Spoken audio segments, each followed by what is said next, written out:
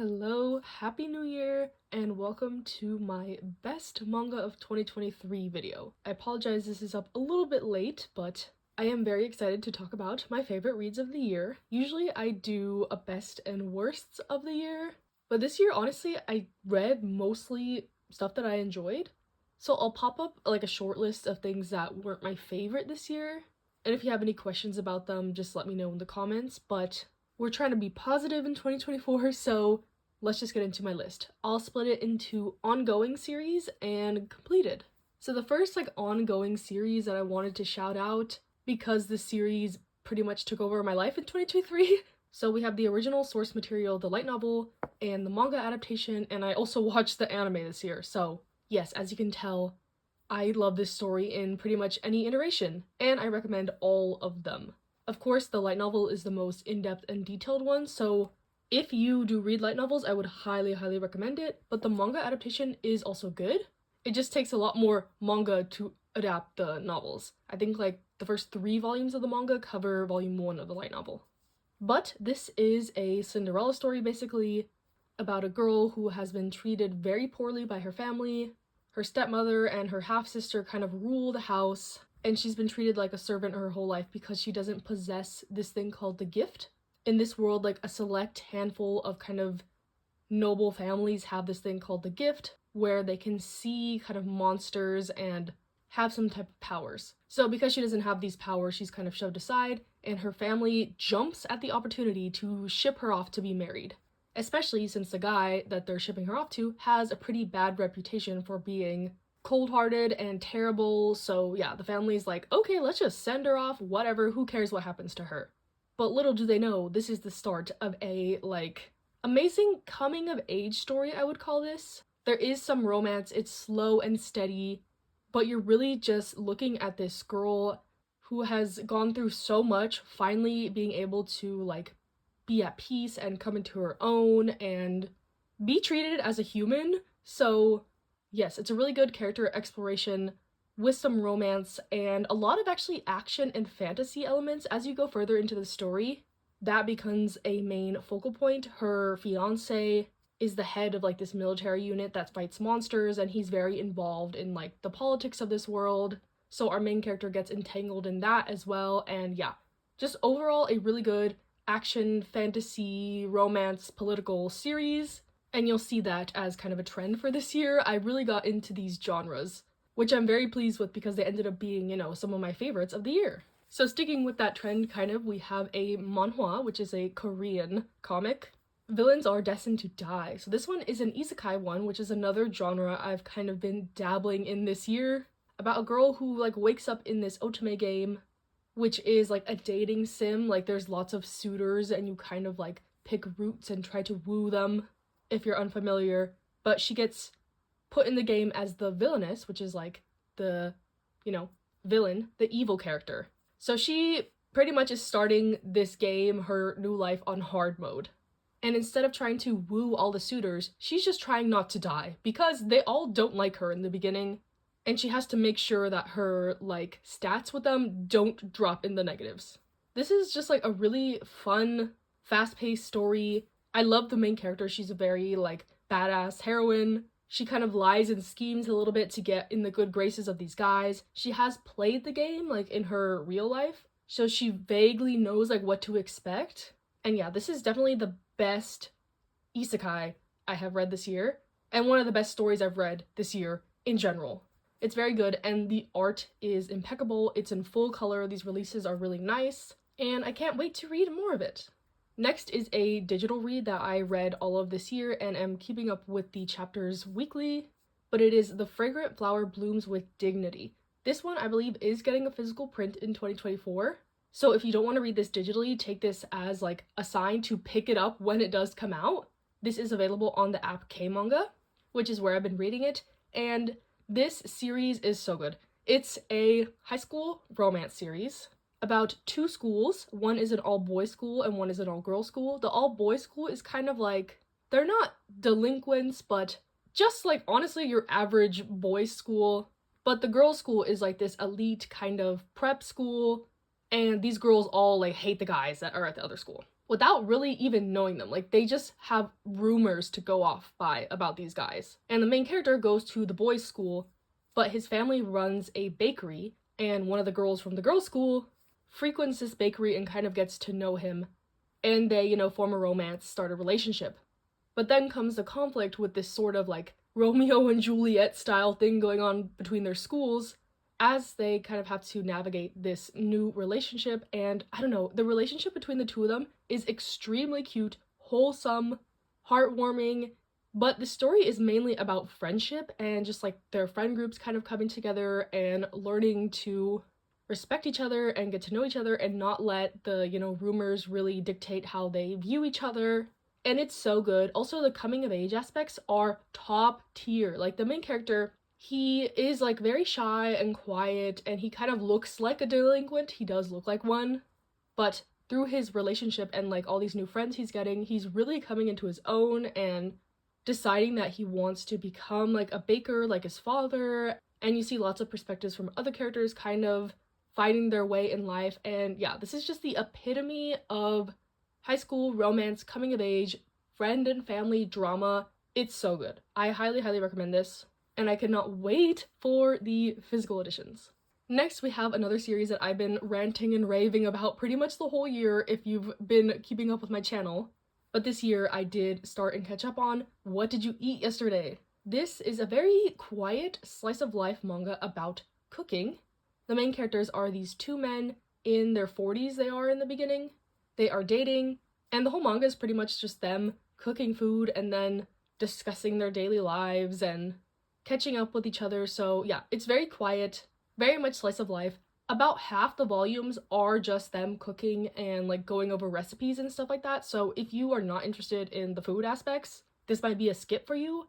But the greatness in this comes from like those conversations and just like experiencing the daily lives of these characters, in my opinion. The time moves by really fast in this. In volume 20, they're already like in their 60s. And this covers a lot of like really good topics, in my opinion, relating to LGBT life in Japan, kind of just growing older, what it means to like be with a partner for this long.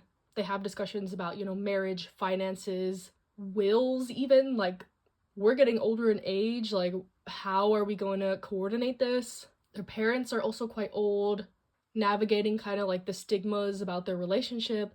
There's a couple other like recurring characters, friends and family members, and like another couple. And I don't know, this is just so realistic to me and at least my experience, so that's why I like heavily relate to this and I like this. But yeah, there's very minimal, I guess, romance showed on screen, like what you would typically think of romance. But to me, you can like clearly see like their feelings for each other through the food and just like their appreciation for each other and the little like acts that they do. I don't know, I just like truly love this manga, and I highly recommend if you're looking for a slice of life cooking manga with two like unique characters in an established relationship with a realistic flair. Yes, What Did You Eat Yesterday? And then we get to honestly like my favorite read of the year overall, but it is still an ongoing series, and that is Yona of the Dawn. So this year I read volumes 1 to like 35, so I'm almost caught up with the physical release, but I am so glad that I finally got into Yona this year. This one is another one of the like political action fantasy genre that I was getting into, and I feel like this is just the epitome of all that. Yona of the Dawn is so good. It's so good, like I can't even put into words how good it is. But the story is about this princess named Yona. In the very beginning of the manga, something catastrophic happens and she has to like be on the run, escape the kingdom with her bodyguard Hawk. She has been like a pampered princess her whole life, so being out of the palace and kind of on her own in the woods, no resources, is extremely difficult for her. And throughout the story you see her really come into her own, become this badass princess warrior. It's so satisfying to see. And on this journey she meets so many other characters and companions, notably these 4 dragon characters who are these characters from legends that turn out to be real people, and they have an affinity towards her for certain reasons. And yeah, all the characters are great, the action is great, the political intrigue is great. There's a tiny smidge of romance, it's like really slow progressing, and it's definitely not the main focus of this manga, but yeah. High drama, high action, high political intrigue, a little bit of romance, manga, all with amazing characters, great character development from all of them, especially Yona. It is another one that is very satisfying and really was a joy to read this year. Yona of the Dawn was my favorite manga of 2023, so yay, claps for Yona. So happy that I finally got into this manga this year. And now we'll move on to some series that I completed in 2023 that were my favorites of the year. Starting with actually like the first manga I read in 2023, Barakamon, and it still held the test of time, I guess. This one is a slice of life manga about this guy who is a calligrapher, and he kind of gets exiled to this remote island after living in Tokyo, and he is very like apprehensive about this. He is not excited to be going to this island in the middle of nowhere. But this is mainly a coming of age story, kind of finding your place in the world type beat. He quickly gets acquainted with all the villagers and the townspeople and kind of gets a new outlook on life throughout the manga. So if you're looking for a good like coming of age, heartwarming, small town, slice of life manga with a lot of comedy, in my opinion, it's very funny, I would recommend this. Plus there's lots of like cute kid characters, and I love whenever a manga has kid characters because you just get to see like the world from their point of view, a very like childlike wonder type beat, which I really like. So yeah, this one has all the aspects to make a great slice of life manga in my opinion, and I would recommend it. Next we have another series that I, started and finished at the beginning of the year. We have Slam Dunk, of course, the iconic sports manga about basketball. This is one of the only like sports manga printed in English that I hadn't read. So really happy that I finally got to read it. It took me a long time to collect these volumes, that's why I was putting it off so long, but very simple in premise, I guess. This guy gets to high school, he joins the basketball team because this girl he has a crush on says she likes basketball. So he initially joins to kind of woo her and get to know her, but it quickly turns into being more about the basketball than his crush. He is learning to play the sport, kind of the power of friendship and teamwork type vibes. All the characters are a little bit rough around the edges. When I say he's a delinquent, he's like a legitimate delinquent, which I guess I wasn't expecting as much going into this, so that just like bumped this up to another level because I love delinquent manga. So this was a perfect mix of like delinquent, sports, action, tiny bit of romance. And yeah, I think this manga aged really well also. The only criticism I have of it is I wish we got to know some of the characters more. Like, it's very much focused on the basketball. But the Slam Dunk final movie that came out recently, I actually watched a premiere at Anime Expo, that delves into the backstory of one of the characters and adds just like so many more layers to the story. And yeah, like if that could have been done in the manga, this would have bumped it up to like a 10-star for me. I think I ended up giving it a 9 because, I love the sports manga, but it was just missing a little tiny bit of something to bump it over the edge. But still, an amazing series that I highly recommend. Next, kind of totally switching gears, we have Banana Fish, another series I started and finished this year. Banana Fish is another classic in its own right, but this is a very sad, very messed up series. I'm sure most people know, I'll pop the triggers up, but this one is about a guy named Eiji. He's a photographer from Japan, and he comes over to America to assist his kind of like professor in interviewing / photographing this infamous teen gang leader in New York. And Eiji quickly kind of gets wrapped up into this fast-paced life of, sex, drug, rock and roll, gangs, the underworld of New York. And it's very intense, fast-paced, sad, with some little nuggets of hope. Like, it's a very bittersweet manga, so I would say be prepared going into this. I was prepared. I was warned by many. I had the ending spoiled for me, so I knew what I was getting into in that aspect also, which kind of like hindered my enjoyment a little bit, kind of knowing what was going to happen. But I think the journey was worth it enough to read this series, and obviously it made it to like my top reads of the year. I think I've described this as sadly beautiful, and yeah, that is exactly what it is. Bittersweet, will stomp on your heart repeatedly, but overall I do think it is worth the read. And next, on a kind of lighter note, we have Something's Wrong with Us. This one ends the main story at volume 16, and then 17, 18, 19 are technically like epilogue bonus volumes.